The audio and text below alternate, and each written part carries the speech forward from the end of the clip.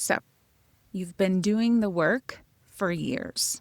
You have been reading the books, listening to the podcasts, reprogramming your default setting. You've been catching yourself before you spiral off. You felt less anxious. And then one random Sunday, you're standing in the middle of Costco. And before you can stop it, full panic attack, racing heart, ears ringing, the whole shebang. And once you recover, you think, seriously? After all this work, why am I still having panic attacks? This is a hole that my clients, no matter how long they have been doing their own inner work, no matter how long we've been working together, this is a hole that my clients will fall into more than once. So we're going to talk about it so that when it comes up for you, you are prepared.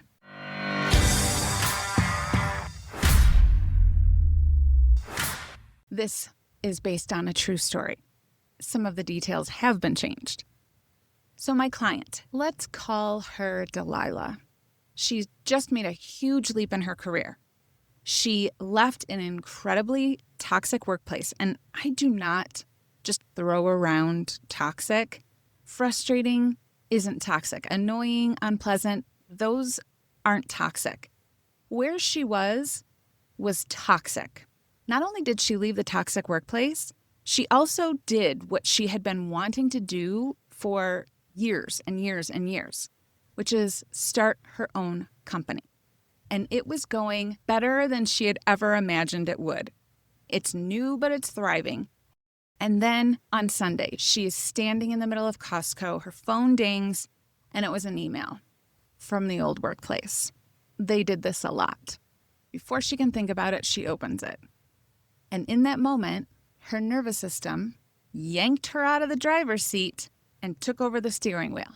She was dizzy. Her heart was racing. Her ears were ringing. She was having a full panic attack in Costco on a Sunday.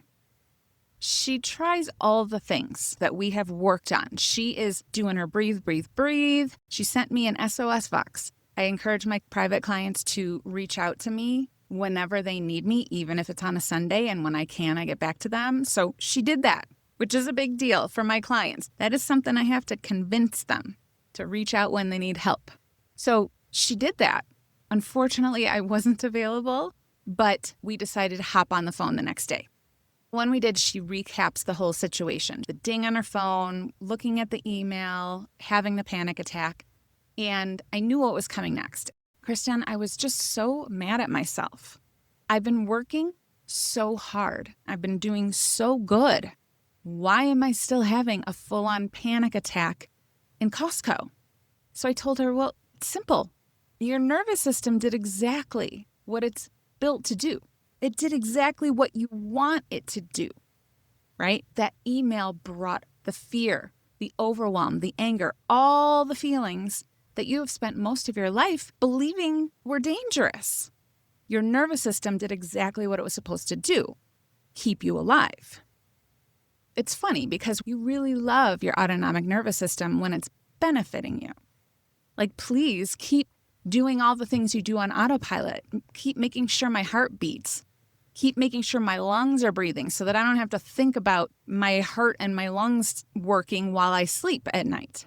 But as soon as it does this part of its job, keeping you safe from danger, it doesn't know that email isn't dangerous. You've taught it that.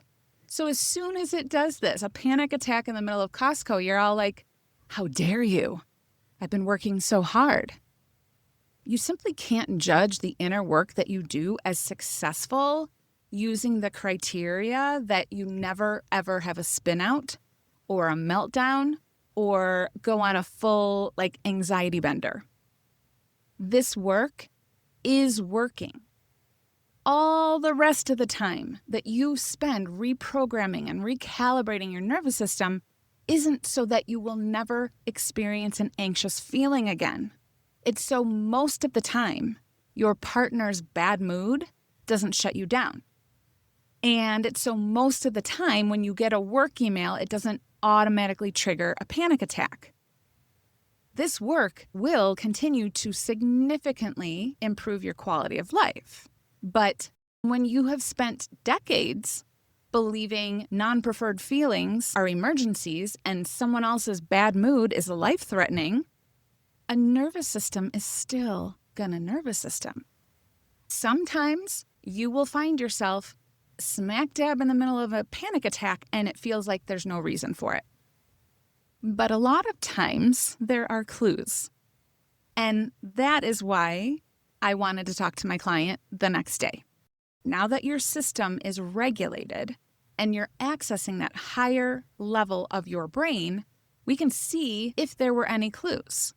So first things first, you were in Costco on a Sunday. Friend, what were you thinking? Who isn't overwhelmed? Whose nervous system isn't on edge at Costco on a Sunday? Second, here is what she was not factoring in when she was judging herself so harshly for having a panic attack. She's in a stressful season right now. It's a good season, but it's still a stressful one. She was like, but everything is going so much better than I could have imagined. So I reminded her, major success very quickly is wonderful. And it's also a new stress. It's additional stress on top of your normal day-to-day stress. And even if it's going well, and even if you are handling it well, keep this in mind. There's something new. There's a learning curve. You aren't sure if you're doing it right yet. You are more vulnerable. And when you're vulnerable, the likelihood of your nervous system overreacting like it used to is higher. Just like you're more likely to get a cold when you're run down, right? It's a system. When one system is holding a lot, it's just easier for the old identity, the old pathways to slip right in, to yank you out of the driver's seat and to grab that steering wheel. Like, don't mind if I do. And listen, just because you are stressed and tired and hungry doesn't mean your old pathways will always slip through the cracks. But when the system is a bit more vulnerable, you'd want to put some extra precautions in place. At the very least, you want to make sure that you have your bouncer at the door. If you don't know my bouncer tool, I will link that episode in the show notes. The bouncer adds a filter that everything has to go through to get in. So you're tired, you're stressed, you're hungry, and the email from the toxic workplace pops in your inbox, the bouncer is standing in front of the door and your nervous system is trying to yank you out. The bouncer is like, you know what? Not today, buddy. The bouncer isn't enabling you to ignore the email. It's just saying, hey, this probably isn't the best time to open this email. You know, whatever is in this email probably isn't going to make you feel better. Also, you're tired and you're hungry and you're shopping in Costco on a Sunday. Bruh, it's not the time. You have to be the bouncer that you definitely are when you are with other people. I asked my client, listen, if you were with your sister or one of your kids and they were exhausted and having a hard day and they said, oh, great, I got an email from my toxic ex, would you say, you know, you should probably open that right now? No, you'd be like, hey, how about we open that later, after you've gotten a snack, after you've gotten some fresh air. Maybe not while you are in Costco on a Sunday. You have to be that friend for yourself, the protector, the bouncer at the door. And then when you're on the other side of the thought spiral, you're asking two questions. First, did I miss a clue? Was I a little vulnerable? Were my cracks a little more visible? That's what you're looking for first. And then the next question is, what worked? Because if you're on the other side of the panic attack, something worked. Something told your parasympathetic that the danger had passed and it was safe to calm down again. It could have just been time. It just ran its course. Or was it when you walked in the freezer section and the cold hit you? Is that what helped? Was it when you sent me a Voxer? Or was it when you walked out of Costco on a Sunday into the fresh air? That is the information you remember for next time. Here are the things that worked. Here are the things that didn't work. A nervous system reaction that causes a spinout often feels like an emergency that you need to escape. And it might feel like proof that all the hard work that you've been doing has been for nothing. And that could not be farther from the truth. What happened was that your system was doing its job on a day that you were already running on fumes. That's it. Learn from it. Apply it in the future when your nervous system inevitably does its job again, because it will. But don't beat yourself up for it. It's a waste of time. Instead of using that time after the panic attack to beat yourself up, a better use of your time would be to ask yourself those two questions. Is there anything I missed? And what worked? So the next time you start wanting to beat yourself up for still getting pulled down a thought spiral, maybe you'll be a little gentler on yourself. Maybe you'll just think of this conversation. Okay, I have something for you. One of my private clients is in Australia, and our time difference means that I can hardly ever be available in real time for those SOS moments.